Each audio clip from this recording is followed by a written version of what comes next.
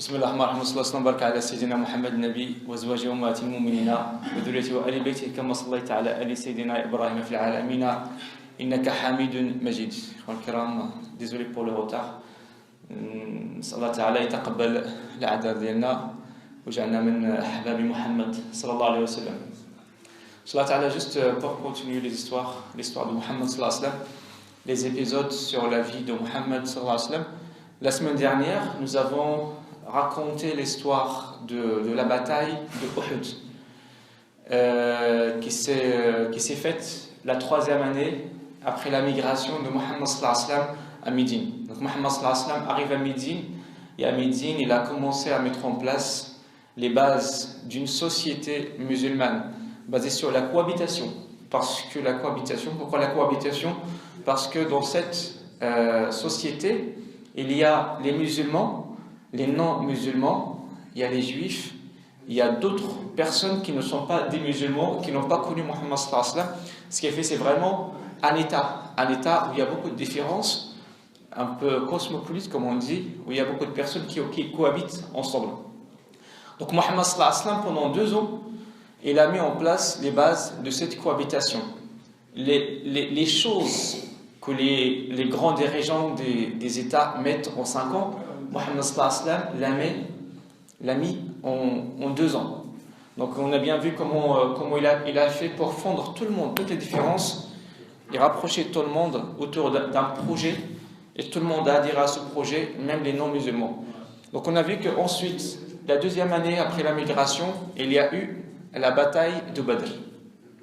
Après la bataille de Badr, on a vu comment les musulmans ont gagné cette guerre, parce que Muhammad sallallahu alayhi wa sallam l'avait bien planifié. On a vu que Muhammad sallallahu alayhi wa sallam a introduit une autre notion qui est la stratégie. Avant, il n'y avait pas ça. Avant les guerres, ceux qui faisaient la guerre, qu'est-ce qu'ils faisaient? Il y a 2 armées qui se rencontrent, ils s'entretuent. En général, l'armée qui est plus équipée, qui est plus nombreuse, c'est l'armée qui gagne. Muhammad sallallahu alayhi wa sallam a confronté les mécréants de Quraysh, de la Mecque, qui étaient 900, et lui, il avait seulement 313 personnes avec lui.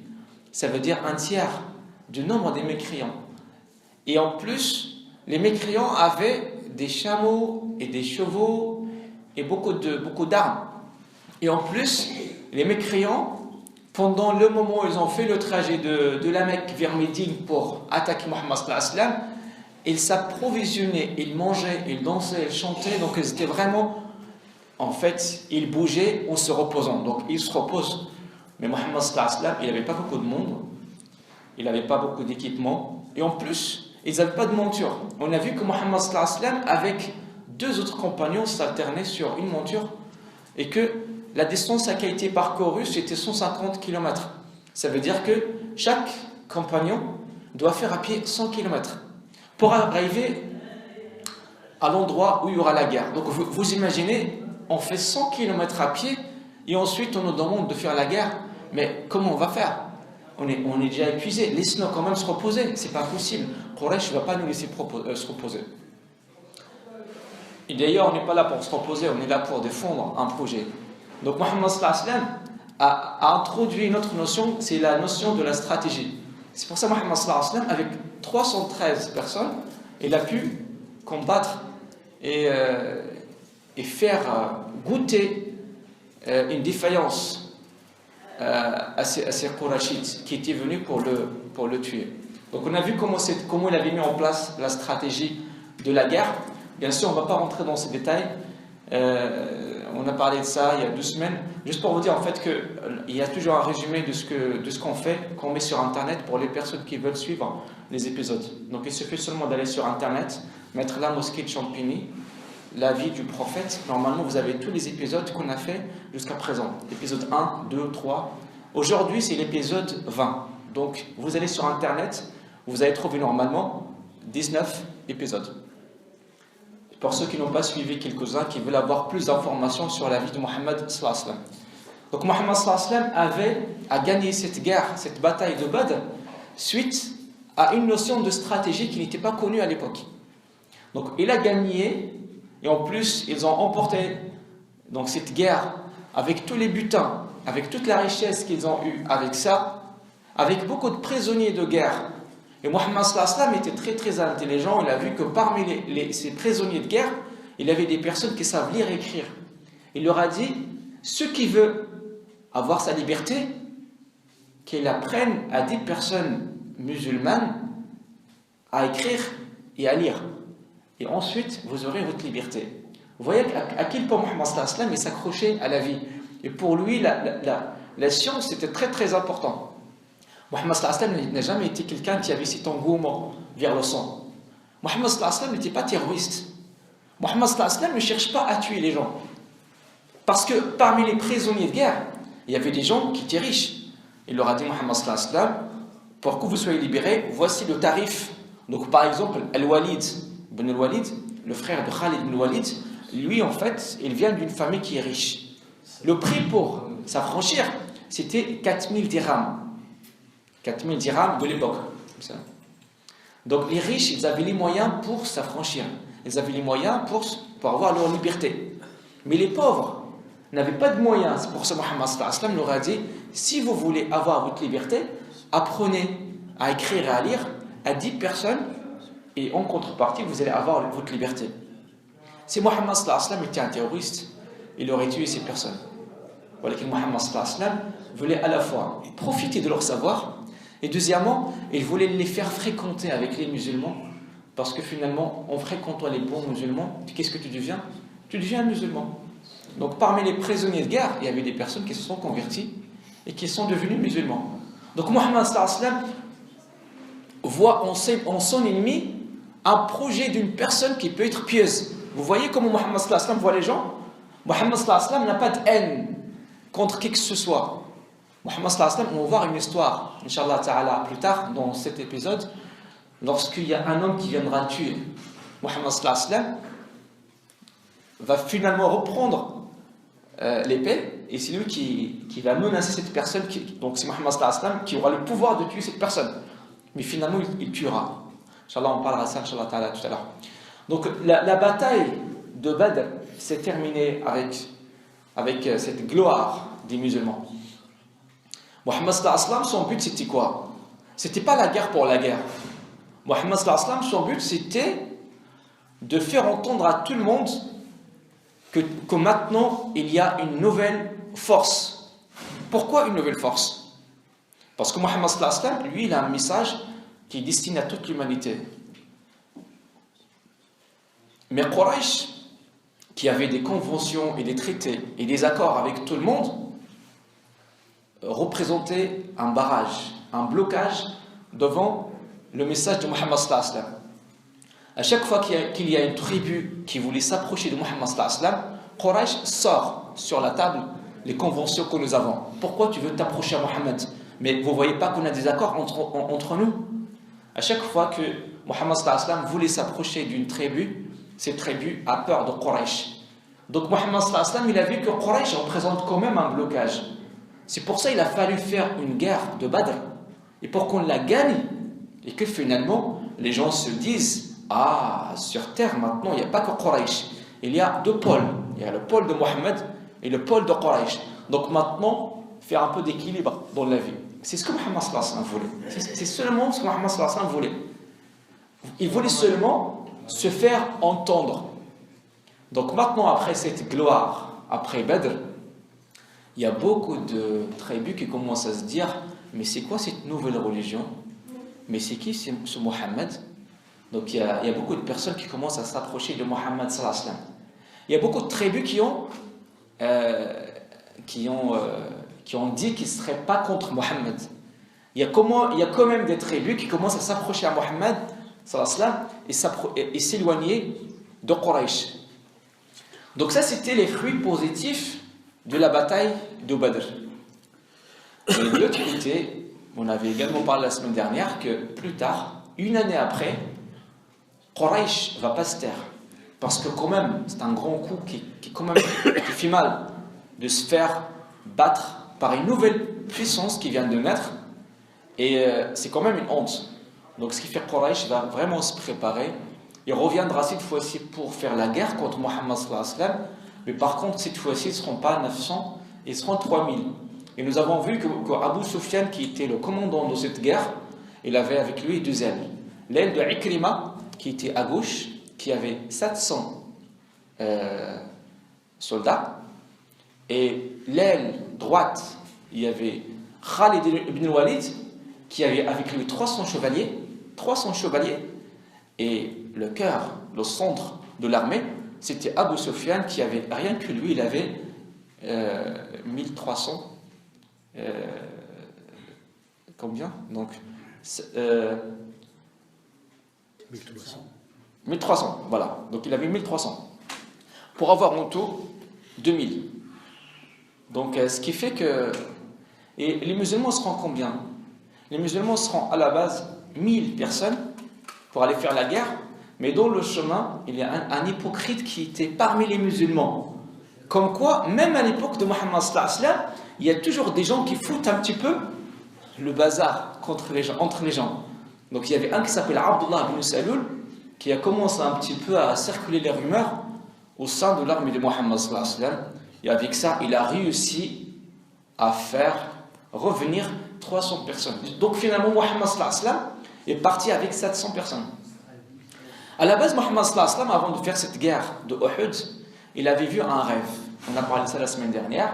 On a vu qu'il a fait un rêve dans lequel il a vu qu'il était avec un bouclier très fort, dira', salb, et qu'il avait une fissure dans son épée, et qu'il a vu des vaches qui se faisaient égorger.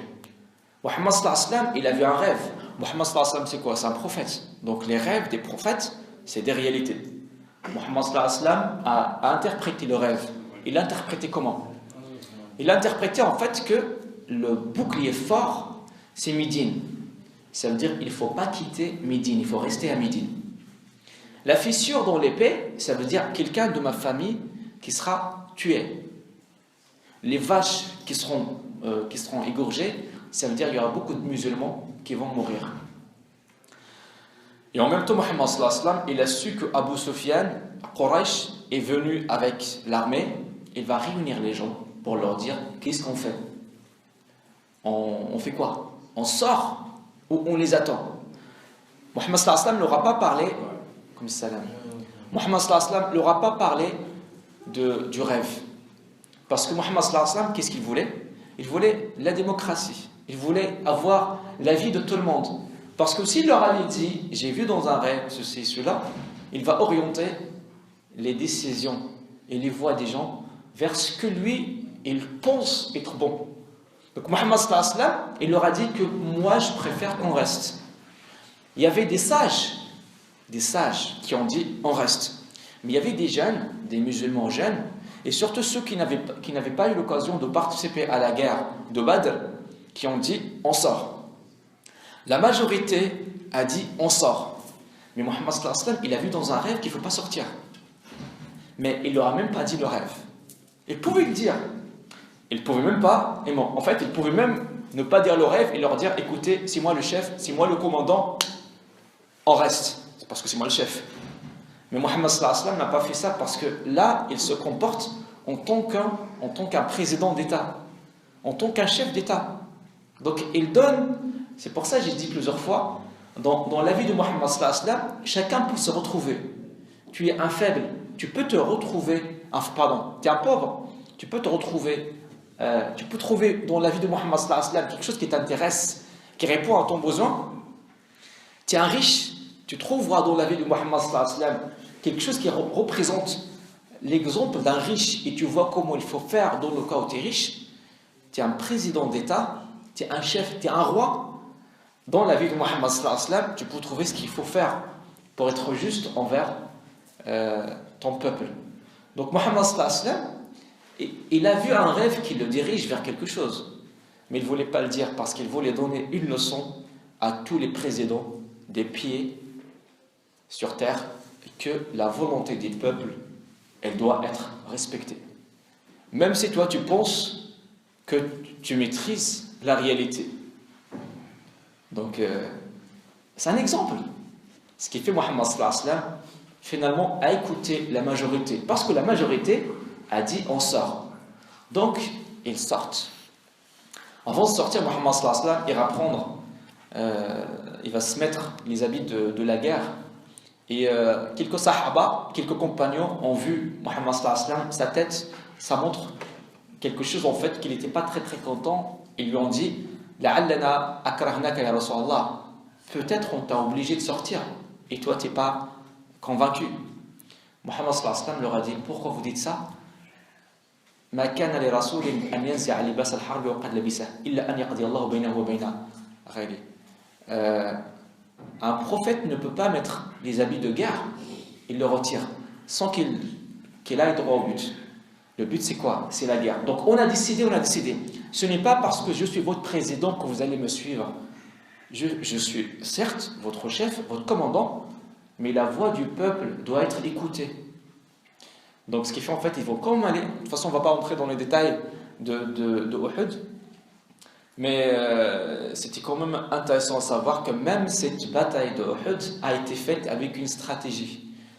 Donc rapidement, la stratégie c'était quoi? Muhammad sallallahu alayhi wa sallam, il s'est dit, eux ils sont nombreux, eux ils sont 2000, moi j'ai 700 avec moi. Maintenant si je les affronte en tête à tête, ils ramèneront des personnes, ils vont se mettre devant nous et derrière nous, et à gauche et à droite, ils vont nous écraser. La solution maintenant, c'est de faire en sorte d'imposer une règle, d'une manière à ce qu'on les rencontre une personne contre une personne. Et justement, ce qu'Abu Sufyan voulait, Abu Sufyan est venu avec son armée, et Ikrima devait normalement entourer les musulmans du côté gauche.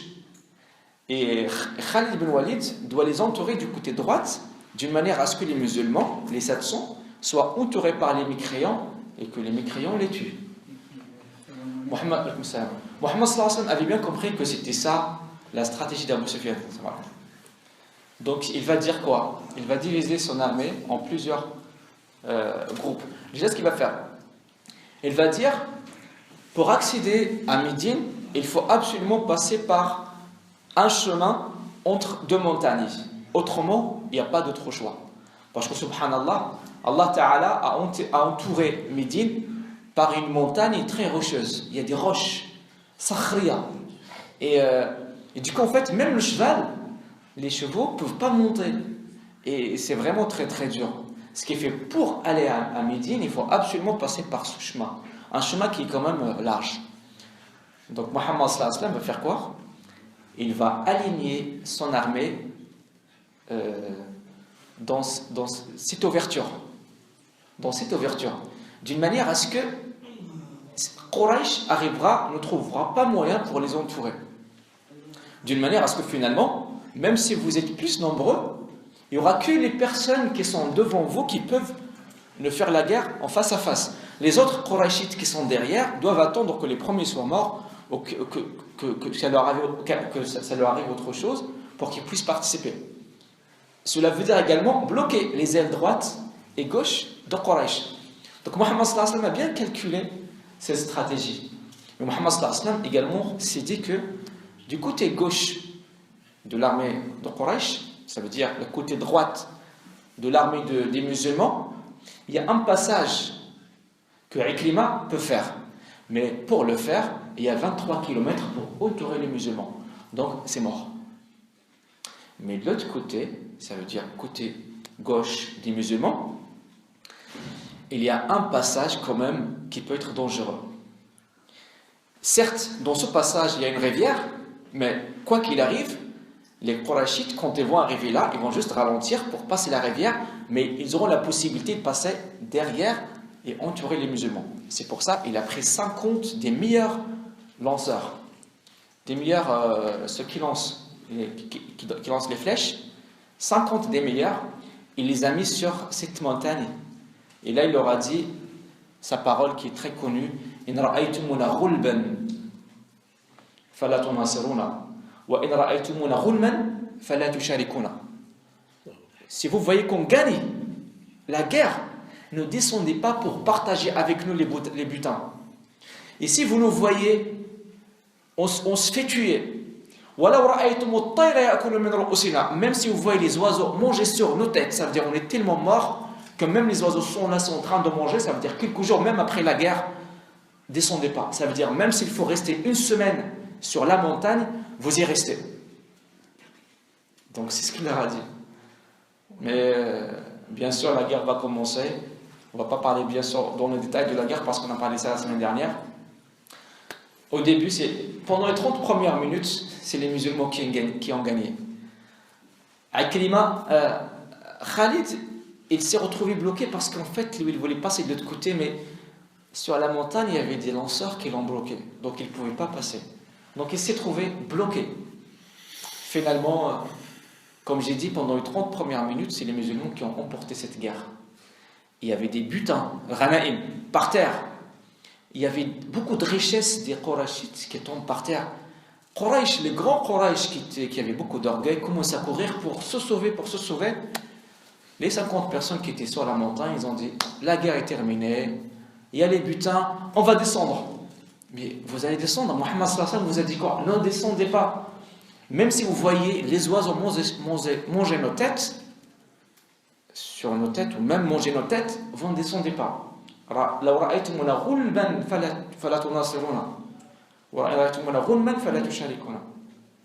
Ils étaient en train de descendre. Abdullah ibn Jubayr, pas Zubair, ibn Jubayr, il leur a dit, ne descendez pas, vous avez oublié ce qu'il a dit Mohammed sallallahu alayhi wa sallam, personne ne l'a écouté. Ce sera seulement Abdullah ibn Jubayr avec 10 personnes qui vont rester sur cette montagne. Tout le monde descend. Et tout le monde descend. Khalid ibn Walid qui voulait passer par ce passage pour entourer les musulmans, pareil, il se sauve, mais juste avant de partir, il voulait juste regarder par déception la montagne et par dire, c'est pas là que je voulais passer, mais Mohammed m'a mis des gens. Donc il voulait juste regarder pour partir, et là il a vu la surprise. La montagne est vide, il n'y a personne. Là il a dit, O'al Hubal. Ça veut dire honorer Hubal. Ça veut dire, nous aujourd'hui on dit Alhamdulillah pour les musulmans, Alhamdulillah. O'al Hubal, c'est un peu l'équivalent de Alhamdulillah, louange à Allah chez les mécréants. O'al Hubal. Et là il va reprendre les 300 chevaliers pour monter cette montagne et pour passer derrière les musulmans et les tuer un par un, subhanallah. Parce que 40 personnes ont désobéi à Allah. Parce que 40 personnes ont désobéi Muhammad sallallahu alayhi wa sallam. Ils n'ont pas écouté le message. Vous savez, des fois, il faut juste savoir une chose. Muhammad sallallahu alayhi wa sallam, ce n'est pas un homme normal. Bien sûr, c'est un homme qui... On a découvert pendant ces épisodes que c'est un homme qui réfléchit comme des hommes. Mais finalement, quand il dit quelque chose, n'oubliez pas qu'il y a une part de la révélation dans ses paroles. Donc aujourd'hui même, dans cette année 2015, si tu vois qu'il y a un hadith authentique de Muhammad sallallahu alayhi wa sallam qui te dit ne fais pas quelque chose, même si je sais pas, même si tu as besoin, ne le fais pas. Ne le fais pas parce que Muhammad sallallahu alayhi wa sallam, c'est l'a dit parce qu'il sait pourquoi il l'a dit. Donc les 40 personnes, ils ont abandonné le poste, tout simplement. Abandonné le poste, tous les musulmans vont se faire tuer. Même l'oncle de Muhammad sallallahu alayhi wa sallam, Hamza. On a raconté la semaine dernière comment il s'est tué. De toute façon, Inch'Allah, on va essayer de passer rapidement. J'essaie juste de faire un petit rappel de ce qu'on a vu depuis que Muhammad sallallahu alayhi wa sallam a fait la migration à Médine, avant d'entamer le sujet d'aujourd'hui. Donc finalement, les musulmans vont encaisser une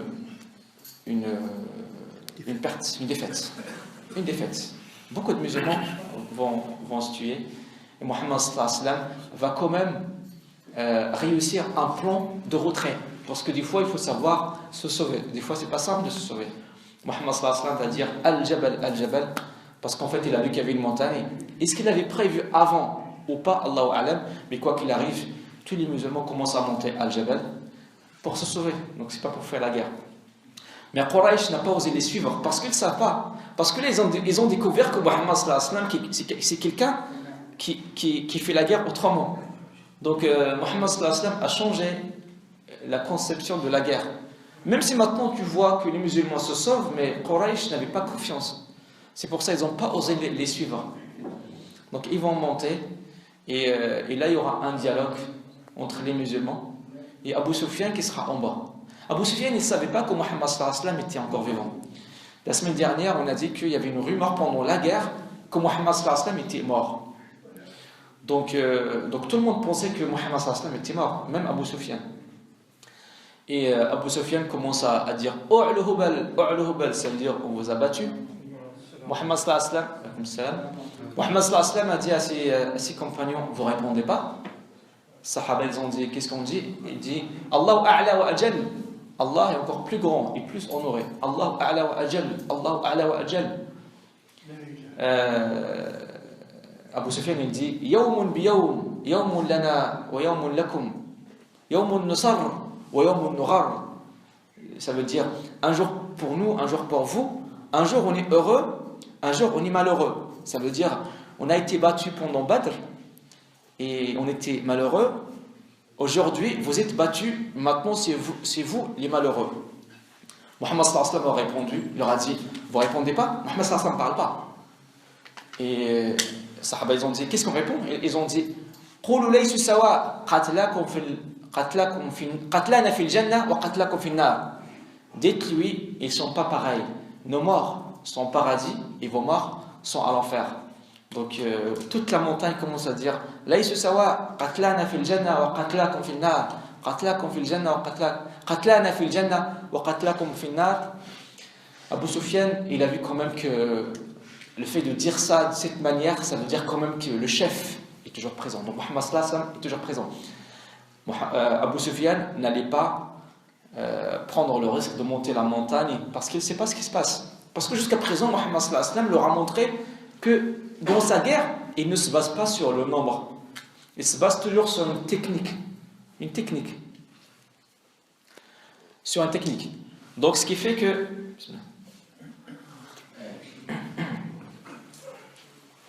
Ce qui fait que Muhammad sallallahu alayhi wa sallam...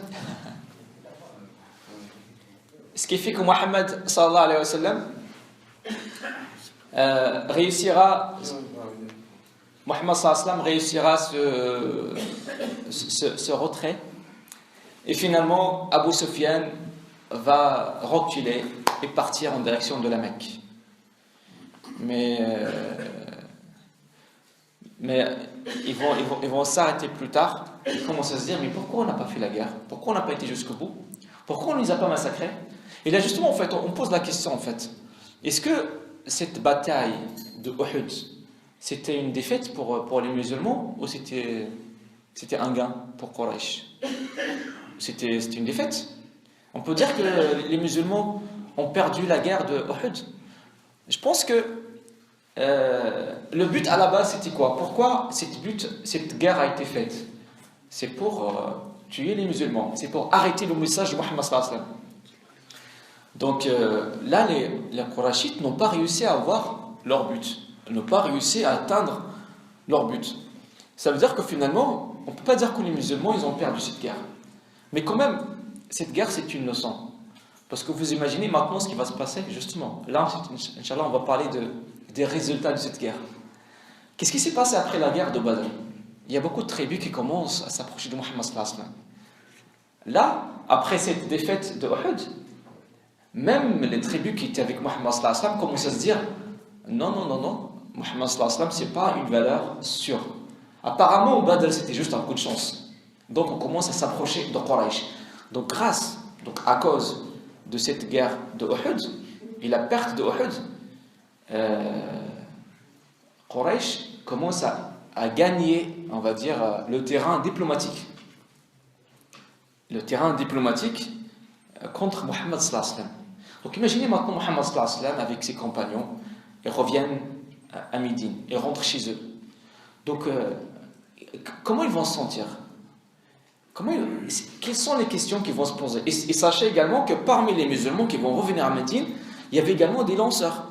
Donc parce que les lanceurs, ils ne sont pas tous morts. Surtout ceux qui étaient descendus de cette montagne, il y avait des personnes qui n'étaient pas encore mortes. Donc vous imaginez ce sentiment de culpabilisation qu'ils vont avoir.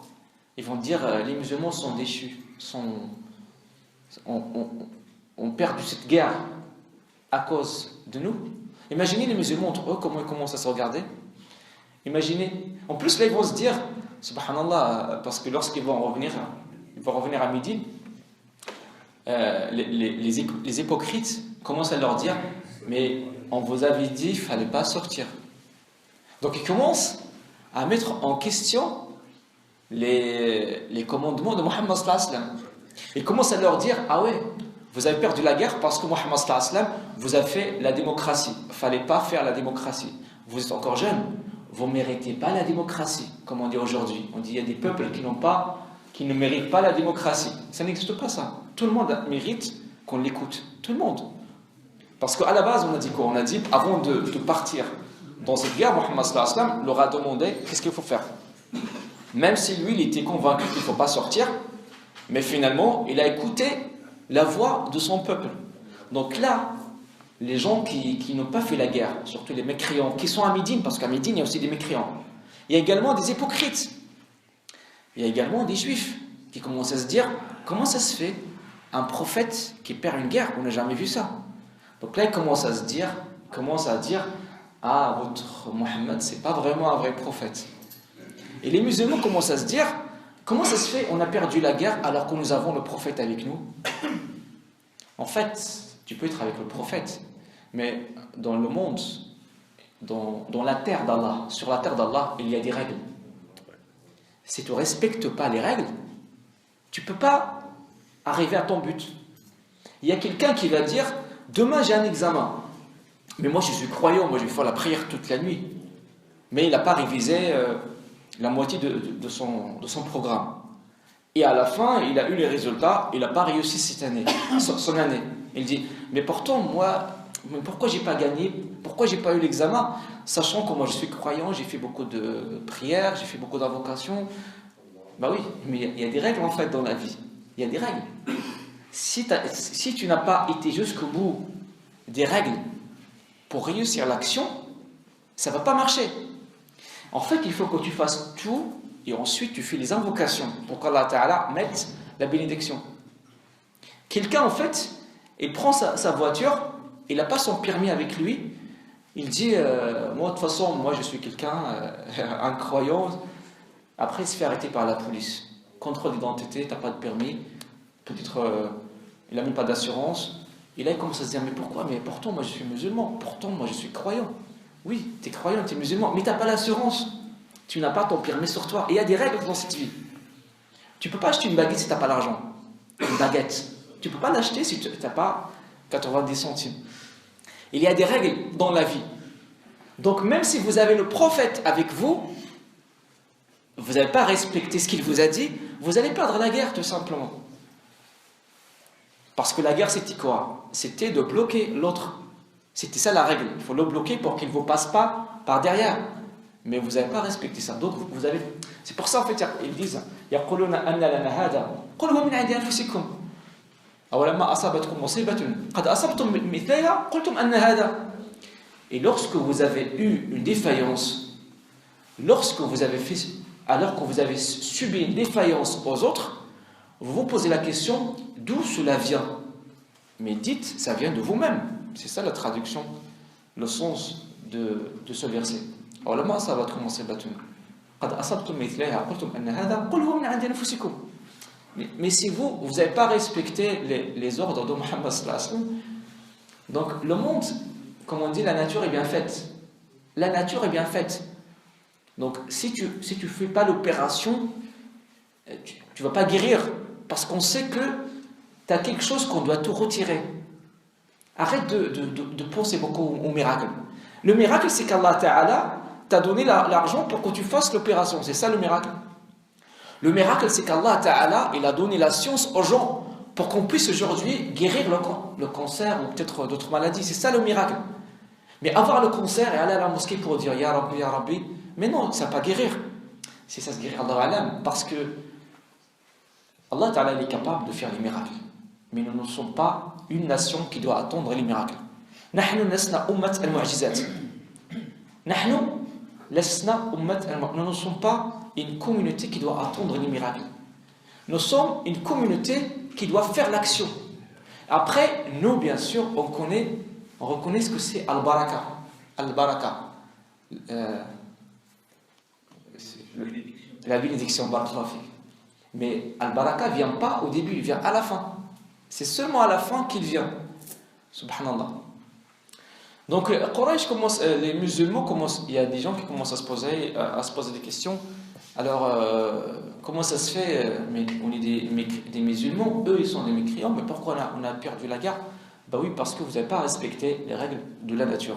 Les règles de la nature, c'est d'écouter le commandant et de respecter à la lettre ce qu'il vous dit. Surtout, c'est un prophète, donc il faut l'écouter.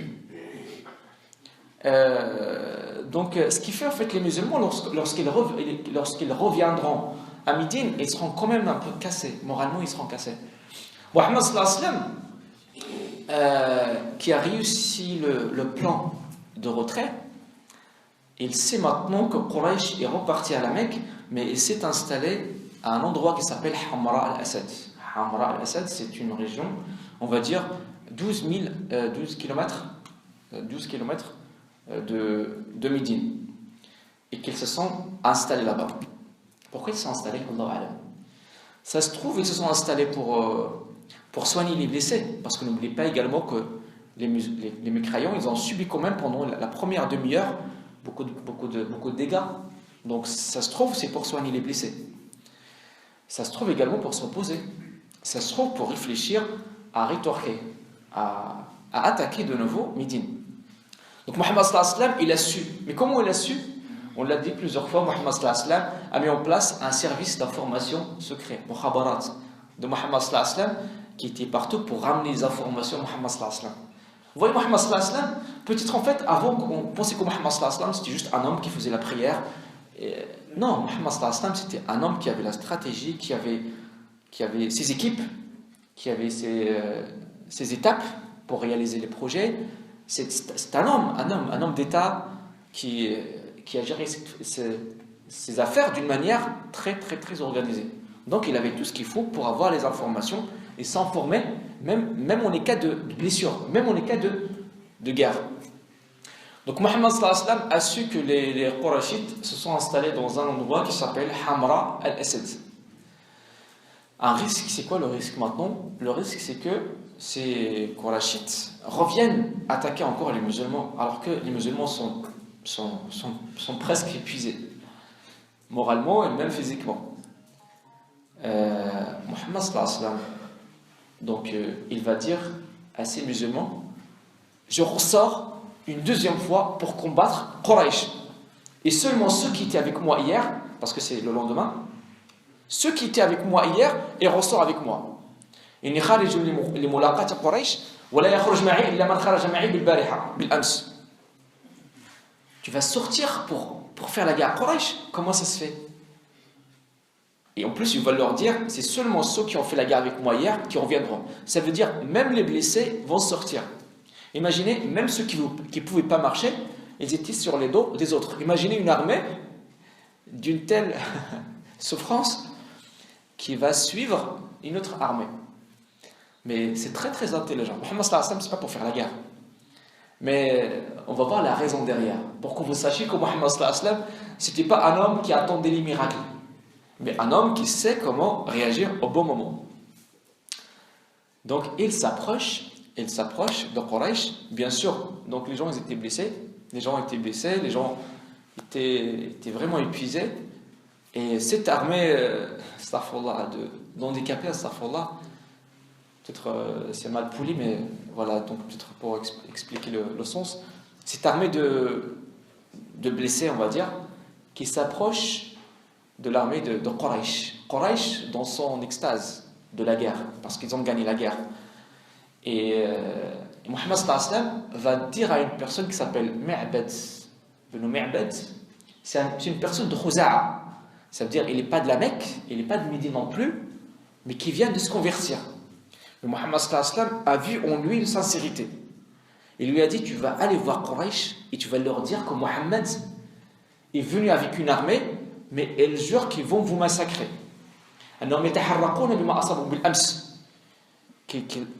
Ça leur fait mal ce que vous avez fait hier. Ils sont venus et ils jurent qu'ils vont vous massacrer tous. Abu Sufyan, il a entendu ça, alors que hier il a vu la guerre comme elle était. Parce que quoi qu'il arrive, les musulmans ils ont montré un courage quand même sans antécédent hier. En plus avec une stratégie de guerre qu'ils n'ont jamais vue. Et donc Abu Sufyan commence à prendre des choses au sérieux. Lui pareil, il va envoyer un émissaire, une personne qui va parler à Mohammed. Cette personne de Quraysh va s'approcher de Mohammed sallallahu alayhi wa sallam et lui dit, tu sais, Quraysh, en fait c'est également pour faire peur à Quraysh. Il lui a dit, tu sais, Quraysh, c'est vêtu de la peau des tigres. Inna Quraysh labisat julud an-numur. C'est une expression pour dire que ils sont là pour faire la guerre. Ça veut dire ils vont vous massacrer. Mohammed sallallahu alayhi wa sallam, il lui a dit, répète ce que tu as dit pour que tout le monde t'écoute. Ça veut dire pour que tous les musulmans écoutent. Et cette personne a répété ce qu'il a dit. Mohammed sallallahu alayhi wa sallam, il a dit, Hasbunallah wa ni'mal wakil. As-sahaba, les compagnons, ils ont tous commencé à dire Hasbunallah wa ni'mal wakil, Hasbunallah wa ni'mal wakil. Ça veut dire il me suffit Allah comme protecteur et c'est lui le meilleur garant. Hasbunallah wa ni'mal wakil. Il ne suffit Allah comme protecteur parce que eux, s'ils ont les peaux du tigre, nous, il ne suffit Allah. Peut-être qu'on n'a pas ce qu'il faut, on n'a pas les mêmes armes, on n'a pas le même nombre, mais Allah nous suffit. Nous avons une foi, nous avons un courage. Et c'est lui le garant, parce que Allah Ta'ala, il a dit, si vous faites la guerre pour moi avec le courage, vous allez l'emporter. Hasbunallah wa ni'mal wakil, hasbunallah wa ni'mal wakil. Rien que de voir tous les musulmans dire ces paroles en groupe, ça fait peur à cette personne. Cette personne courira, ira voir Abu Sufyan et lui dit Innahum yaquluna kalaman ya'kulunakum bihi aklan. Ils sont en train de dire un mot, des paroles. Si vous entendez ce qu'ils disent, ils vont vous manger rien qu'avec leurs paroles.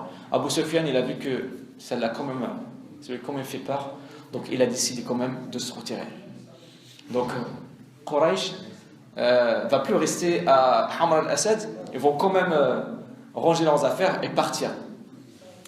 Et bien sûr, Mohammed sallallahu alayhi wa sallam, finalement, il n'a pas fait la guerre, mais quand même, il a montré à Quraysh. Pourquoi en fait il a fait ça en fait? C'est quoi le but? C'est pour montrer à Quraysh que je ne suis pas encore cassé. Je suis encore là, je peux encore faire la guerre. Pourquoi Quraysh ne réfléchissent pas à revenir dans un futur proche? C'est ça le but en fait. C'est ça le but. Mohammed sallallahu alayhi wa sallam, il savait qu'il n'y aura pas de guerre. Et que avec le nombre qu'il a, il n'a pas... Et d'ailleurs, en fait, si Abu Sufyan n'avait pas peur de ce qu'il a entendu, et s'il avait décidé de faire la guerre quand même une deuxième fois contre Mohammed sallallahu alayhi wa sallam, ça se trouve, il aurait gagné la guerre. Mais Mohammed sallallahu alayhi wa sallam, il a vraiment fait une guerre psychologique contre Abu Sufyan. Et Abu Sufyan, il a eu peur, il a ramassé ses affaires, il a pris ses troupes, il est rentré à la Mecque. De cette manière, on est quand même tranquille pendant 2 ans. Le temps que les blessures se remettent. Donc Mohammed sallallahu alayhi wa sallam, là officiellement, reviendra à Médine. Et subhanallah, en revenant à Médine, comme j'ai dit, toutes les questions se poseront. Les Juifs qui étaient là commencent à se poser des questions sur la véracité de ce prophète. Vous dites c'est un prophète, il a perdu une guerre. On n'a jamais vu un prophète perdre une guerre. Et les musulmans commencent à se poser des questions. Les musulmans même, ils se posent la question, alors comme j'ai dit tout à l'heure, comment ça se fait que nous avons perdu la guerre? Et subhanallah, en fait, il y avait un truc qui était marrant. En fait, à cette époque, il y a Mohammed sallallahu alayhi wa sallam était à la mosquée avec ses compagnons. Et là, il y avait un monsieur qui venait faire qui uriner les besoins. Uriner à la mosquée de Mohammed sallallahu alayhi wa sallam. Donc, c'est un musulman en plus. Et tous sahaba voulaient sauter sur lui pour le tuer. Même Omar ibn Khattab, parce qu'Omar ibn Khattab, c'est quelqu'un un peu impulsif, comme on dit. Et il était très très fort quand il s'agit de l'haq. Il voulait juste couper sa tête. Mohammed sallallahu alayhi wa sallam leur a dit attendez, on le laisse déjà terminer ses besoins. Pourquoi terminer ses besoins? Parce que vaut mieux les laisser terminer les besoins, comme ça au moins c'est dans une zone qu'on maîtrise, on va juste mettre de l'eau, on nettoie. Mais si là, si vous courez derrière lui, ça va mettre partout à la mosquée, donc maintenant il faut faire le gros ménage. Donc ensuite, Mohammed sallallahu alayhi wa sallam leur a dit attendez, qu'il finisse déjà à terminer ce qu'il est en train de faire. Il a terminé ce qu'il est en train de faire et ils ont pris un seau, ils ont mis le seau de l'eau sur là où il a uriné. Et cette personne, finalement, c'est une personne qui est aveugle, qui ne voit pas. Il a dit Allahumma arhamni warham Muhammadan wa la tarham ma'ana ahadan abadan. Oh Allah, étends ta miséricorde sur moi et Mohammed et rien d'autre, et personne d'autre. Mohammed sallallahu alayhi wa sallam a souri, il a dit pourquoi? Tu as rendu très étroit quelque chose de très large. La miséricorde d'Allah est très large. Toi, tu l'as rendue très étroite. En fait, pourquoi il a dit ça? Parce que l'autre, il sait que Sahaba voulait tuer. Le seul, ou sinon la seule personne qui voulait le protéger, c'était Mohammed sallallahu alayhi wa sallam. C'est pour ça qu'il a dit Allahumma arhamni warham Muhammadan wa la tarham ma'ana ahadan abadan. Et là, il lui pose la question. Il lui dit pourquoi tu as fait ça? Il lui a dit parce que il y a un monsieur à qui j'ai demandé où sont les toilettes. Il m'a ramené à la mosquée. Et en plus, cette personne, il a fait quoi? Il lui a dit je t'accompagne. Il a commencé en fait à faire genre, c'est comme s'il le faisait balader dans la ville et finalement il l'a mis à la mosquée. Il lui a dit c'est qui cette personne? Et là en fait, Nu'aym, une personne qui s'appelle Nu'ayman, une personne qui s'appelle Nu'ayman, il lève sa main et dit c'est moi ya Rasulallah, musulman, et tu ramènes quelqu'un pour uriner à la mosquée de Muhammad sallallahu alayhi wa sallam, comment ça se fait? Il lui a dit explique-moi c'est quoi l'histoire. Subhanallah, il lui a dit après ce qui s'est passé à Uhud, il y avait des blessures et j'ai vu que tout le monde était démoralisé. Je voulais juste vous faire une blague pour vous faire rire et pour changer un petit peu d'air. Subhanallah. Donc en fait, à quel point les Sahaba ils étaient inquiets. Vraiment en fait, c'était une société où cette guerre, le fait d'avoir perdu cette guerre, ça a quand même touché tout le monde. Cette personne, Nu'ayman, c'est quelqu'un qui était très très marrant, c'était un comique. Mohammed sallallahu alayhi wa sallam, il a juste fait un sourire. Il l'a pas blâmé. Parce qu'il a compris l'intention derrière. Même si des fois, vous savez en fait c'est quoi, uriner à la mosquée. Mais bon, dans un contexte, Mohammed sallallahu alayhi wa sallam, il a compris l'intention de cette personne. Subhanallah, Nu'ayman, c'est pas le sujet, mais je vais encore dire qu'est-ce qu'il a fait ce Nu'ayman. Nu'ayman, à l'époque d'Abu Bakr as-Siddiq, il est parti demander au cuisinier de lui faire à manger, de lui donner à manger. Le cuisinier lui a dit non, moi je ne donne pas à manger tant que les gens ne sont pas revenus. Mais Nu'ayman avait faim. C'était à l'époque de Mohammed sallallahu alayhi wa sallam. Donc il a demandé à quelqu'un qui était le serviteur de Abu Bakr de lui donner à manger. Cette personne lui a dit non, je ne te donne pas à manger tant que les gens ne sont pas tous venus. Tu ne peux pas manger le premier. Mais lui, il avait tellement faim. Donc il sort, il a vu une caravane qui passe. Il leur a dit est-ce que je peux vous vendre une personne, un esclave? Parce qu'à l'époque, on pouvait vendre l'esclave. Ils ont dit oui, on te l'achète. Il leur a dit oui, j'ai un esclave, je veux vraiment m'en débarrasser, je veux le vendre vraiment pas trop cher. Il a le seul problème, c'est que lorsque j'essaie de le vendre, il crie, il dit je suis libre, pas vendable. Il leur a dit c'est la personne qui est là-bas qui est en train de faire à manger. Donc ces personnes vont prendre cette personne parce qu'ils ont cru qu'ils l'ont acheté. Et ce cuisinier commence à dire je suis libre, on ne peut pas me vendre. Ils lui ont dit on sait l'astuce parce que ton maître nous a bien parlé de toi. Ils l'ont pris et c'est après finalement c'est Abu Bakr as-Siddiq qui est venu pour le racheter. Nu'man, subhanallah, il était une fois, on lui a demandé s'il a vu quelque chose qui était juste devant lui. Il a juré qu'il n'a pas vu. Après, en fait, lorsqu'on lui a demandé mais comment t'as fait, il a dit j'ai fermé les yeux et j'ai juré parce que je ne la voyais pas. Bon, en fait, juste pour dire en fait à quel point en fait il y avait des personnes qui étaient autour de Muhammad sallallahu alayhi wa sallam qui étaient très très marrants. Nu'man va mourir. Et Muhammad sallallahu alayhi wa sallam, il sera là pendant l'enterrement de Nu'man. Et au moment où il mettait la terre sur Nu'man pour sa tombe, Muhammad sallallahu alayhi wa sallam a rigolé. Les Sahaba, ils ont dit pourquoi tu rigoles? Il leur a dit que la miséricorde d'Allah soit sur Nu'man, il nous a fait rire vivant et mort. Ils ont dit comment ça se fait? Il leur a dit lorsque les deux anges sont venus pour lui poser des questions, il leur a dit attendez que les compagnons partent et ensuite commencez à poser des questions.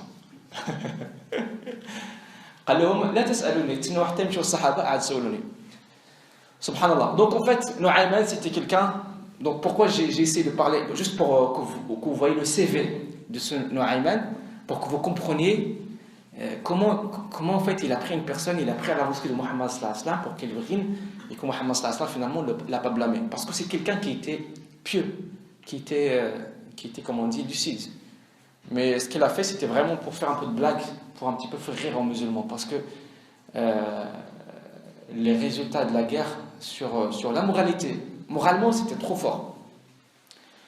Donc c'était ça, en fait. C'était ça l'ordre global et les résultats de la guerre sur la société de Mohammed sallallahu alayhi wa sallam. Et là on commence à voir qu'il y a, comme j'avais dit il y a 3 ou 4 semaines, j'avais dit que Mohammed sallallahu alayhi wa sallam demandait à quelques compagnons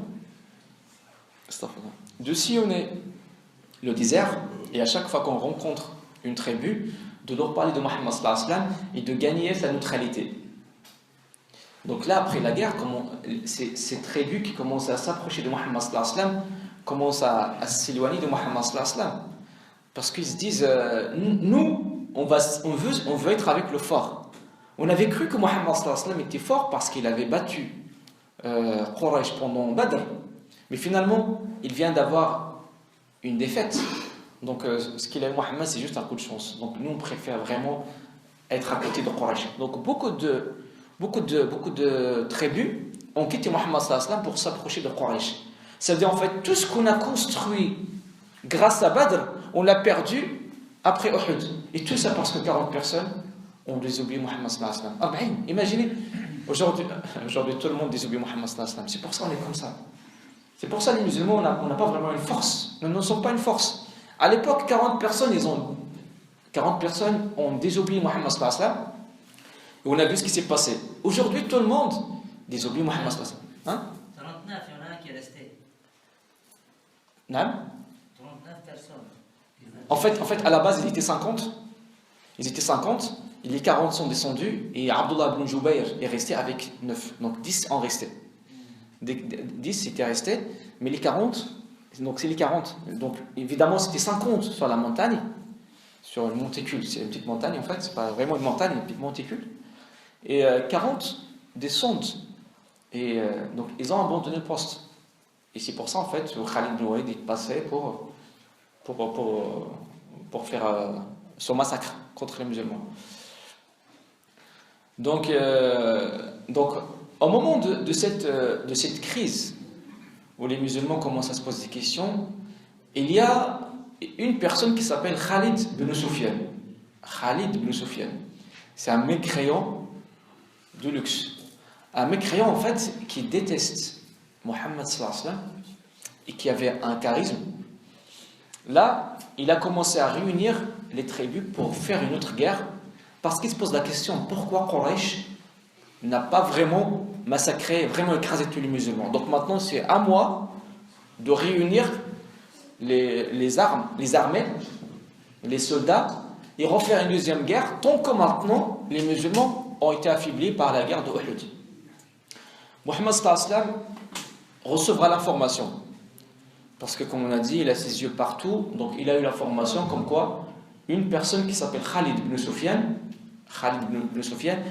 il n'y a pas de rapport avec Abu Sufyan, c'est une personne qui s'appelle Khalid ibn Sufyan qui commence à préparer une guerre contre Mohammed sallallahu alayhi wa sallam. Et c'est pas seulement qu'il prépare une guerre, mais qu'il prépare une grande armée. Une grande armée composée de plusieurs tribus. Donc il y a plein de tribus, de coalisés, beaucoup de tribus qui vont se réunir sous le commandement d'une personne pour faire la guerre contre Mohammed sallallahu alayhi wa sallam. Donc Mohammed sallallahu alayhi wa sallam, il s'est dit, Mohammed sallallahu alayhi wa sallam s'est dit, maintenant si on arrive à éliminer cette personne, le reste de l'armée va se disperser. Vous voyez qu'il pour Mohammed sallallahu alayhi wa sallam préfère ne pas faire la guerre, parce que le but c'est pas faire la guerre. Le but c'est pas de faire couler le sang. Donc Mohammed sallallahu alayhi wa sallam analysera la situation. Il dit, certes, il y a une armée qui est grande, mais composée de plusieurs armées. Donc c'était pas vraiment une armée homogène. C'était plusieurs armées qui vont se réunir et que Khalid ibn Sufyan a réuni pour faire la guerre contre Mohammed sallallahu alayhi wa sallam. Donc Mohammed sallallahu alayhi wa sallam, il a dit que le nœud qui lie tout le monde, c'est Khalid ibn Sufyan. Si on arrive à le tuer, on évitera la guerre. Maintenant, qui va le tuer? Parmi les musulmans, il y avait une personne qui s'appelle Abdullah ibn Unais. Abdullah ibn Unais, Mohammed sallallahu alayhi wa sallam lui dit: viens, j'ai une mission pour toi. C'est toi qui dois aller tuer. Khalid ibn Unais, il avait 27 ans. Donc, ce n'est pas des gens, des experts de. Non, c'est un jeune de 27 ans. Mohammed sallallahu alayhi wa sallam lui dira: tu vas aller t'infiltrer.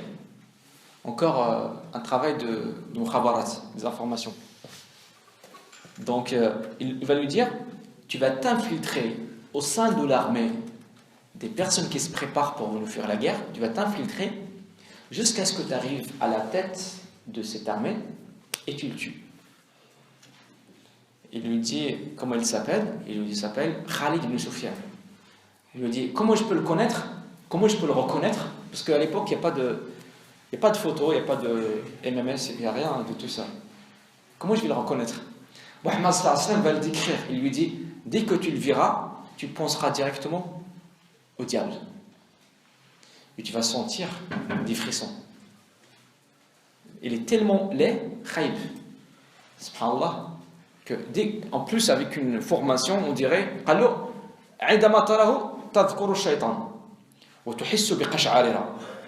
quand tu vas le voir, tu vas te rappeler, tu vas penser directement au diable et tu vas sentir des frissons.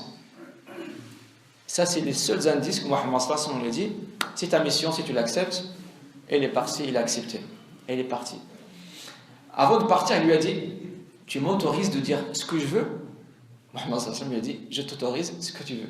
Bah oui, bien sûr, il ne va pas aller chez eux et commencer à dire Mohammed Rasulullah, il faut qu'il dise autre chose. Parce que là, c'est un travail d'infiltration. Ça veut dire: je t'autorise, tu dis tout ce que tu veux. Subhanallah, si vous vous rappelez, lorsque on a parlé de ça pendant les premiers épisodes, lorsque Quraysh torturait Ammar ibn Yasir, et à un moment, on lui a demandé d'insulter Mohammed. Il a fini par insulter Mohammed sallallahu alayhi wa sallam. Et le lendemain, il pleure. Il a dit à Mohammed: ils m'ont torturé jusqu'à ce que je t'ai insulté. Mohammed sallallahu alayhi wa sallam lui a dit: comment tu trouves ton cœur? Est-ce que tu m'as insulté avec ta langue ou avec ton cœur? Il lui a dit: mon cœur, il est apaisé avec la foi. Mohammed sallallahu alayhi wa sallam lui a dit: s'il te redemande de m'insulter, fais-le, c'est pas grave. In adu fa'ud. Subhanallah, Mohammed sallallahu alayhi wa sallam, même l'islam, c'est dans le cœur qu'on regarde, c'est pas les actions. C'est pour ça que j'aimerais bien juste faire une petite remarque. En fait, on peut s'habiller comme on veut. On peut s'habiller comme on veut. Mais, alors comme on veut, bien sûr, dans le respect, bien sûr, effectivement. Il y a des personnes qui circulent un hadith dans lequel on dit: si tu mets un qamis, il faut rien, un qamis, et que ce qamis descend en bas de la cheville, c'est un péché. Parce que Mohammed sallallahu alayhi wa sallam a un hadith qui interdisait de mettre quelque chose qui descend sur la cheville. Ces gens, en fait, ils prennent ce hadith et l'appliquent à la lettre. Et si un jour ils te voient habillé en pantalon ou en jean, ils te disent: tu n'es pas sur la sunna. Mais c'est quoi l'histoire? Tu n'es pas sur la sunna? C'est comme si la sunna c'est des habits. Abu Bakr as-Siddiq était présent lorsque Mohammed sallallahu alayhi wa sallam a dit ces paroles. Et Sayyidina Abu Bakr as-Siddiq, il avait un tissu qui déborde la cheville. Lorsqu'il a entendu ça, Abu Bakr as-Siddiq, il avait un peu honte. Il commence à se retirer. Mohammed sallallahu alayhi wa sallam lui a dit: tu ne fais pas partie de ces gens. Pourquoi? Parce qu'à l'époque, avoir un tissu qui déborde les chevilles, c'était signe de l'orgueil. À l'époque, signe de l'orgueil. Khoyala. Mais Mohammed sallallahu alayhi wa sallam, il sait qu'Abu Bakr, il est pieux. Il est loin d'être orgueilleux. Donc, que tu mettes quelque chose qui déborde ou pas, tu n'en fais pas partie. Donc, aujourd'hui, le tissu, il déborde ou pas, aujourd'hui, c'est plus un signe. Parce qu'en fait, les temps ont changé. Aujourd'hui, être orgueilleux, c'est peut-être mettre quelque chose qui te différencie des autres. Bon, je dis ça en fait pour revenir. Bon, on va revenir un petit peu au sujet, des fois ça nous arrive de déborder. Mais quoi qu'il arrive, Mohammed sallallahu alayhi wa sallam, il tient beaucoup à ce qu'il y a dans le cœur. La langue et l'apparence, c'est qu'un détail. C'est pour ça, lorsque Abdullah ibn Unais lui a dit, est-ce que tu m'autorises de dire ce que je veux? Mohammed sallallahu alayhi wa sallam lui a dit, je t'autorise, tu dis ce que tu veux. Et là, Abdullah ibn Unais prendra son cheval et partira loin quand même pour s'infiltrer dans l'armée de Khalid ibn Sufyan. Et il commence à s'infiltrer. Il l'a vu, subhanallah, il a dit, dès que je l'ai vu, j'ai pensé directement à Shaitan et j'ai senti une frisson. Donc j'ai su que c'était lui. Donc maintenant, il faut commencer. Et là, Abdullah ibn Unais, il commence à parler un peu, dire un peu du mal sur Muhammad sallallahu alayhi wa sallam, commence un petit peu à insulter Muhammad sallallahu alayhi wa sallam, commence un petit peu. Et là, Khalid ibn Sufyan s'approche de cette personne que Muhammad sallallahu alayhi wa sallam a envoyée. Il lui a dit, qui tu es? Donc imaginez s'il lui dit, je m'appelle Abdullah ibn Unais. À l'époque, c'est simple de chercher un petit peu d'où tu viens. Finalement, on va tracer tout ce que tu as fait. On sait que tu viens de la part de Mohammed. Abdullah ibn Unais, c'était pas une personne bête. Ce nom, Mohammed sallallahu alayhi wa sallam ne l'aurait pas choisi. Si Mohammed sallallahu alayhi wa sallam l'a choisi, c'est parce qu'il sait à qui il a confié la mission. Il lui a dit, moi je suis une personne qui a une haine impitoyable, encore plus que ta haine envers Mohammed sallallahu alayhi wa sallam. Dès que Khalid ibn Sufyan a entendu ces paroles, il lui a dit, toi tu es mon ami, tu seras mon gardien. Subhanallah. Des fois, il ne faut pas beaucoup de choses pour faire tomber les cons. Un con, des fois, il n'y a pas besoin de beaucoup de choses. Il lui a juste dit qui tu es. Il lui a dit, moi, je suis quelqu'un qui a une haine contre Mohammed, encore plus impitoyable que ta haine envers lui. Khalid ibn Sufyan, il a dit, j'ai trouvé mon pote. Il lui a dit, viens, et tu seras mon gardien. Subhanallah. Un gardien parmi d'autres, bien sûr. Donc, Abdullah ibn Unais, il a dit, c'était une nuit où j'étais tout seul avec lui, et là je l'ai tué. Et je l'ai tué, et je sors derrière, ça veut dire derrière la tente où il était. Les femmes, elles ont vu le sang, commencent à crier, et moi j'ai couru, et je m'étais caché dans les montagnes pendant 3 jours. Longtemps qu'elle me cherche et qu'elle ne me trouve pas, et ensuite je descends de la montagne pour aller à Médine, pour rejoindre Mohammed sallallahu alayhi wa sallam. Subhanallah, dès que Khalid ibn Sufyan est mort, tous les gens se sont dispersés contre lui, donc finalement, plus de guerre. Donc avec l'intelligence, Mohammed sallallahu alayhi wa sallam, il a fait épargner ses compagnons une guerre inutile, parce que c'est pas ça le but. Nous, notre but, c'est de diffuser le message. Et actuellement, notre problème, c'est avec Quraysh, parce que c'est Quraysh qui contrôle le monde. Donc Mohammed sallallahu alayhi wa sallam préfère avoir une guerre contre Quraysh. Les guerres latérales, les guerres par-ci par-là, ce n'est pas ça qui peut faire avancer le message de Mohammed sallallahu alayhi wa sallam. Donc ce qui fait, dès qu'il a tué cette personne, donc tous les musulmans, tous les soldats qui étaient autour de lui, et toutes les tribus qui étaient autour de lui s'étaient dispersées, et finalement, plus de guerre, parce que cette armée finalement n'avait pas une base, c'était juste une personne qui constituait la base de cette armée, donc tout le monde se disperse. Et lui, il reste 3 jours dans les montagnes. Et finalement, il descend. Il va à Médine. Et lorsqu'il arrive à Médine, il faut qu'il fasse un signe à Mohammed sallallahu alayhi wa sallam. Imagine en fait, Mohammed sallallahu alayhi wa sallam t'envoie pour faire une mission et tu reviens. Qu'est-ce que tu vas lui dire? Imagine Mohammed sallallahu alayhi wa sallam, tu dis faire la prière, le fajr. Et tu l'as fait et tu reviens. Ça veut dire en fait, on a toujours la possibilité de faire ce que Mohammed sallallahu alayhi wa sallam nous a dit. Mohammed sallallahu alayhi wa sallam nous dit de faire la prière. Donc à chaque fois, estime-toi heureux parce que tu as fait quelque chose que Mohammed sallallahu alayhi wa sallam t'a dit. Estime-toi joyeux, content. Donc Abdullah ibn Unais, il était très content parce qu'il a réalisé la mission que Mohammed sallallahu alayhi wa sallam lui a dit.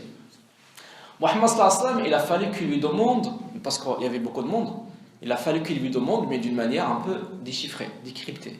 Il lui a dit Aflah al-wajh. Ça veut dire, est-ce que, je ne sais pas comment traduire parce que c'est vraiment une expression arabe littéraire. Aflah al-wajh, ça veut dire, est-ce que tu as réussi ton visage? Ça ne veut rien dire finalement, mais dans le sens, est-ce que tu as réussi? Est-ce que tu as été jusqu'au bout de la mission? Et Abdullah ibn Unais, il a dit Fa'altuha ya Rasulallah. Je l'ai fait. Donc vous imaginez la joie de ce sahabi, de ce compagnon, parce qu'il s'est infiltré. C'est vraiment une mission quand même policière. Pour s'infiltrer dans une armée et pouvoir grimper un peu dans le système de cette armée pour finalement tuer le chef. Donc Mohammed sallallahu alayhi wa sallam dit attends, j'ai une récompense pour toi. J'ai un cadeau pour toi, pour te récompenser de ce que tu as fait. Mohammed sallallahu alayhi wa sallam rentre chez lui, il sort avec un bâton. Ça c'est ton cadeau. Abdullah ibn Unays a dit ça ya Rasulallah. Il lui a dit garde ça avec toi, le jour du jugement, viens me voir avec ça, et avec ça je te ferai rentrer au paradis. Un passeport direct, un visa. Tu ne seras pas jugé, tu vas rentrer directement. Subhanallah. Il a mérité ce mérite, il a mérité ce bonus. Ta'ala qabilni biha utrilka biha al-jannah. Il a dit, et depuis je l'ai toujours gardé avec moi, même quand je dors, je la prends dans mes bras. Et j'ai dit à mes enfants, si je meurs, vous la mettez avec moi dans la tombe. Parce que le jour du jugement, dès que je me lève de ma tombe, je la prends et je vais chercher Mohammed sallallahu alayhi wa sallam pour lui dire, ça c'est le bâton, fais-moi rentrer au paradis. Vous voyez à quel point les musulmans, ils avaient cette certitude du paradis. Le paradis, c'est pas seulement une idée illusoire. Al-Jannah, c'est pas seulement une idée. C'est pas pour faire dormir les gens. Quelqu'un qui te dit, j'ai pas trouvé un travail, c'est pas grave, Al-Jannah. C'est pas une manière pour endormir les gens. Comme disait Karl Marx, la religion, c'est le pion des peuples. Din afin al-shu'ub. Non. Peut-être oui, dans quelques religions. Mais dans l'islam, le paradis, c'est une réalité. Les musulmans, ils ont cru à la réalité. Anas ibn Nadr, on a parlé de lui la semaine dernière, qui avait fait la promesse, parce qu'il n'avait pas participé à Badr, il a fait la promesse, si la prochaine guerre vienne et je suis vivant, vous allez voir ce que je ferai. Il a fait la promesse. Et c'est lui, si vous vous rappelez, on a parlé de lui la semaine dernière, c'est lui qui a fait revenir toute l'armée des musulmans qui s'étaient sauvés pour se cacher à Médine. C'est lui qui leur a dit pourquoi vous revenez de la guerre. Et ils lui ont dit parce que Mohammed est mort. Il a dit si Mohammed est mort, à quoi ça sert la vie après Mohammed? Retournez et mourrez pour la même cause, pour laquelle est mort Mohammed. Et là, il prend son cheval, il court vers dans le terrain de la guerre. Sahaba, ils ont dit tout le monde court dans un sens pour se sauver, et lui il courait dans le sens opposé. Et là il leur dit, il nous dit tu vas où? Il leur a dit Al-Jannah wa Rabbun Nadr. Wallahi inni ashumu raihataha tahta dhalika al-jabal. Il leur a dit moi j'ai vu au paradis, je sens l'odeur de Al-Jannah sous cette montagne. Les Sahaba ils ont dit finalement il est mort là où il nous a indiqué. Subhanallah. Le paradis c'est une réalité. C'est une réalité. Donc c'est fait en fait, Mohammed sallallahu alayhi wa sallam lui a dit tiens ce bâton, tu me rejoins quand tu me retrouves quand le jour du jugement tu ramènes ce bâton pour qu'avec ça je te fasse rentrer au paradis. Et il y aura en fait une tribu qui va venir vers Mohammed sallallahu alayhi wa sallam pour lui dire nous sommes au courant de ton message et nous souhaitons que tu envoies avec nous des gens pour apprendre l'islam à notre peuple. Et Mohammed sallallahu alayhi wa sallam leur a envoyé avec eux 6 personnes. Ça veut dire des personnes pour apprendre l'islam à ces personnes. À peine ces personnes sortent de Médine et s'éloignent de Médine, ils les ont ligotés et liés. Ah, la trahison. Donc ce que cette tribu voulait, c'était juste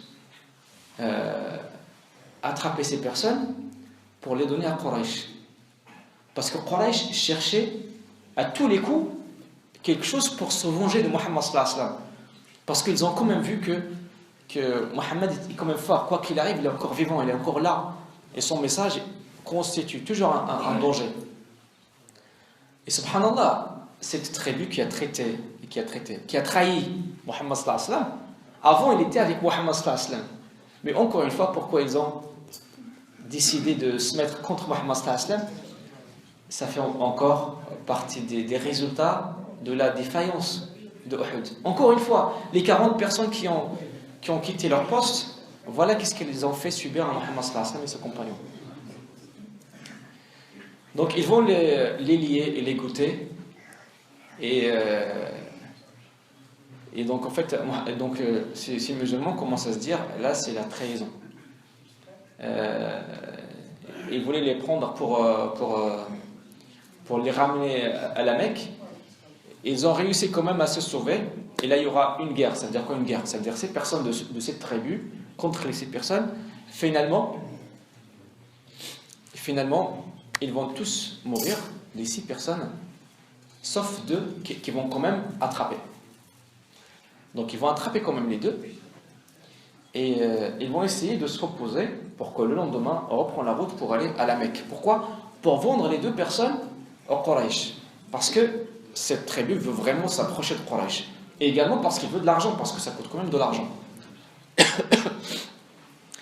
Et ils ont regardé, il y avait parmi les morts, il y avait une personne, et ils se sont rappelés qu'il y avait une dame à la Mecque qui a juré, si on a la tête de cette personne, parce que cette personne, soi-disant, a tué 3 de ses frères pendant Badr, il a juré que s'il rattrape cette personne, il prendra sa tête, et avec sa tête, il va la vider de l'intérieur, et de son intérieur, il mettra le vin, et il boira le vin de la tête de cette personne.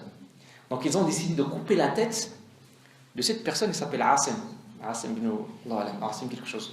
Ils vont essayer de couper la tête. Subhanallah, au moment où ils ont essayé de couper la tête, il y a une armée d'insectes qui arrivent vraiment pour entourer cette personne. En plus, c'est des fourneaux, des ababirs qui piquent.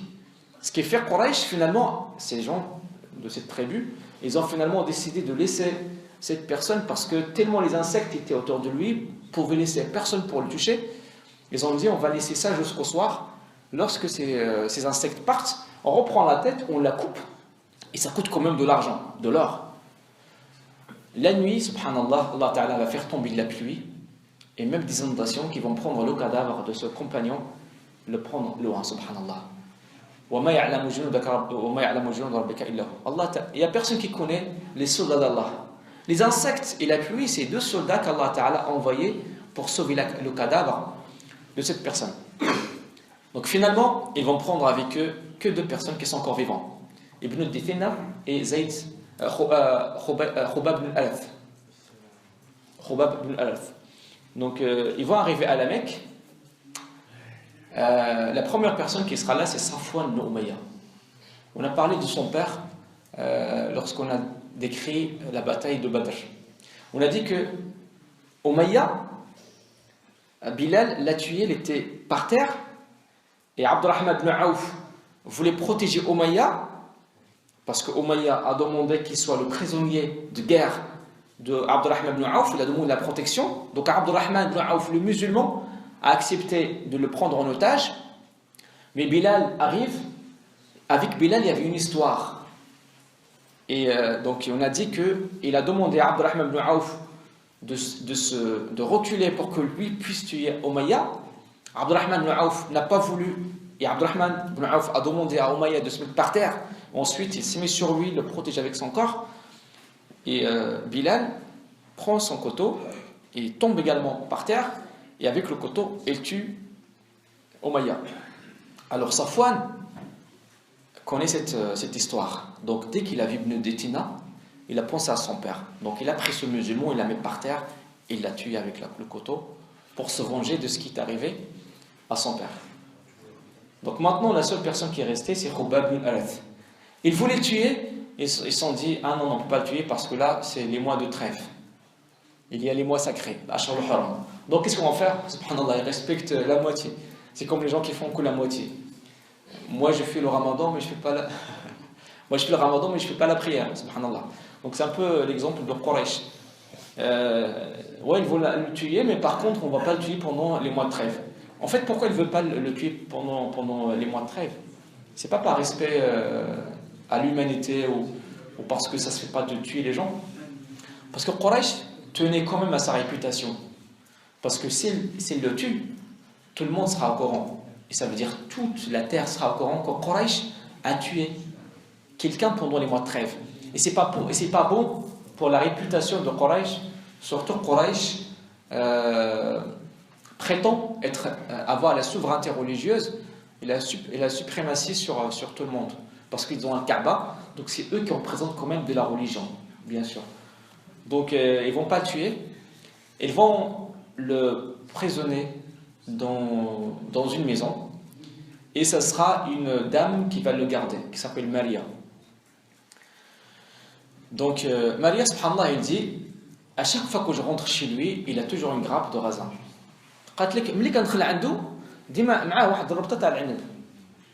Il a dit, il n'y a pas de raisin à la Mecque. Et encore, il n'y a personne qui peut lui en donner, à part moi. Mais moi, je ne lui donne rien. Mais d'où il ramène les raisins? Subhanallah. Allah Ta'ala est toujours avec nous, il est toujours avec les gens qui sont sincères. Donc il va rester là. Les mois de trêve, c'est quelques mois. Juste avant la fin des mois de trêve, on appelle ça également les mois sacrés. Khabbab ibn al-Arath commence à sentir sa faim. Donc il sait que maintenant les mois de trêve vont se terminer. Donc bientôt ils vont me tuer. Sachant en fait qu'il a quand même laissé pousser la barbe et qu'il a les poils partout. Et il s'est dit maintenant il faut que je rencontre Allah propre. Il a demandé à Maria s'il peut avoir une lame, un couteau, une lame. Parce qu'il veut se raser. Il veut se nettoyer, il veut être propre parce qu'il sait que Quraysh vont le tuer. Il veut rencontrer Allah propre. Subhanallah. Les gens, lorsque leur mort s'approche, ils pensent seulement comment faire pour se sauver. Ou comment juste trouver un arrangement. Parce que là, en fait, il a toujours la possibilité de faire un arrangement. Qu'il insulte Mohammed, t'insulte Mohammed, on te libère. Et tu auras une maison, tu auras tout ce que tu veux. Mais non. Il n'est pas quelqu'un qui va lâcher l'affaire parce qu'il croit à fond à la véracité du message de Mohammed sallallahu alayhi wa sallam. Donc il va demander cette lame à cette dame qui s'appelle Maria. Donc au moment où il nettoie, apparemment la porte était ouverte. L'enfant de Maria qui était là tout le temps, et à force de voir cette personne, il commence à s'attacher un petit peu à cette personne. Donc il va aller s'installer sur les genoux de cette personne. Donc il va s'installer à côté de la personne. Maria arrive, il voit son fils dans les bras de ce prisonnier, et avec le prisonnier, il y a également une lame. Il était bloqué. Khabbab lui a dit, t'as peur que je le tue? Maria n'a pas répondu, parce que qu'est-ce que tu vas répondre? Soit tu dis oui, soit non. Dans tous les cas, il lui a dit, Wallahi ma kana li an af'ala dhalika wa ana min ashabi Muhammad. Je ne suis pas quelqu'un de traître pour faire ça. Je peux tuer, oui, je tue pendant les circonstances de guerre, mais un enfant, je ne le tue pas. Parce que nous, les musulmans, on ne tue pas les enfants. Nous, les musulmans, on ne tue pas les femmes. Nous, les musulmans, pendant la guerre, ça veut dire vraiment pendant la guerre, on tue seulement ceux qui nous font la guerre. Ça veut dire, même s'il y a des infirmiers dans cette armée, on ne tue pas les infirmiers. On tue seulement les guerriers, les gens de la guerre. Il a dit, je n'aurais jamais fait ça alors que moi je fais partie des compagnons de Mohammed sallallahu alayhi wa sallam. Et là, il a lâché l'enfant. Bien sûr, Maria deviendra musulmane plus tard, Inch'Allah. Donc, le moment de cette peine, de la peine de cette personne s'approche, Abu Sufyan ordonnera qu'on prenne cette personne, Khabbab ibn al-Arath, à une région qui s'appelle At-Tan'im. At-Tan'im, c'est l'endroit où on fait l'ihram. Pour ceux qui ont fait le Hajj, c'est l'endroit. En fait, ils ne veulent pas le tuer à côté de la Mecque, à côté de Kaaba, parce que, voilà, encore une fois, ils font les choses à moitié. Ils respectent les choses à moitié. Donc, il faut vraiment qu'on le mette un peu loin pour qu'on le tue loin. Donc, Abu Sufyan va demander qu'on l'accroche à un arbre. Donc, on va le crucifier à un arbre. Il donnera l'ordre au lanceur de lancer les flèches alors qu'il est pendu à un arbre, de lancer les flèches vers ses mains et ses pieds. Ça veut dire pour vraiment le torturer.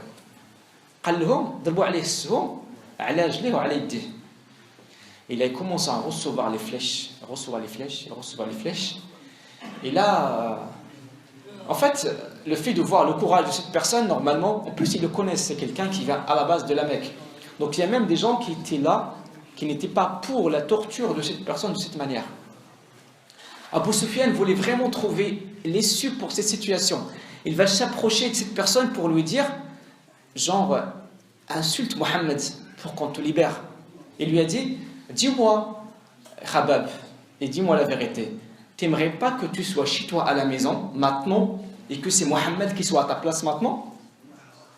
Il lui a dit, Khabab ibn al-Arath, écoute, moi, ne serait-ce qu'une épine qui le touche alors qu'il soit chez lui à la maison, je préfère pas que cela arrive, encore moins qu'il soit ici à endurer ce que je suis en train d'endurer comme supplice. قال له انا ما نرضاش ان واحد الشوكه تضربه وهو عند العائله ديالو كيفاش تبغيني نبغي له. Comment tu veux que je veuille pour lui qu'il soit ici et qu'il endure ce que vous me faites subir en supplice. Subhanallah.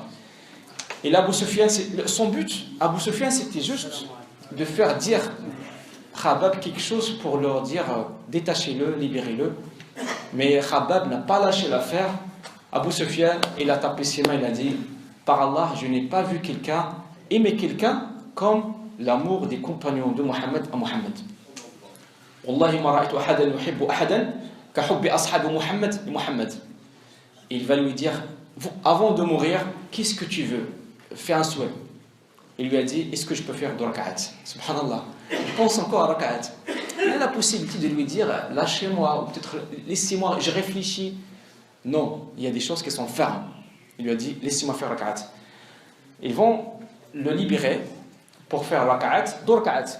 Mais il va vraiment faire rak'at rapidement. Qul wallah, qul a'udhu bi nas, rapidement.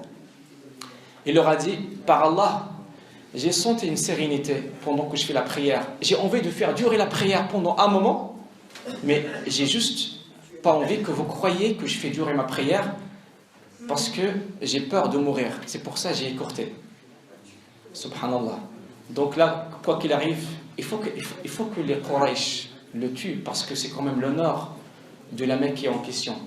Juste avant de le tuer, il a dit Allahumma ahsihim adadan waqtulhum badadan. Oh Allah, recense-les tous et tue-les un par un et ne leur laisse point de quartier. Et dès que les Qurayshites ont entendu cette prière, ils se sont tous mis par terre. Pourquoi ils se sont mis par terre? Parce que avec la force avec laquelle il a fait cette invocation, ils ont cru que cela, ça peut arriver. Et dans les traditions de l'époque, pour éviter qu'une invocation soit contre toi, tu te mets par terre. Ça veut dire que ces gens, ils avaient une foi, c'est pas une foi, mais une confiance en cette personne.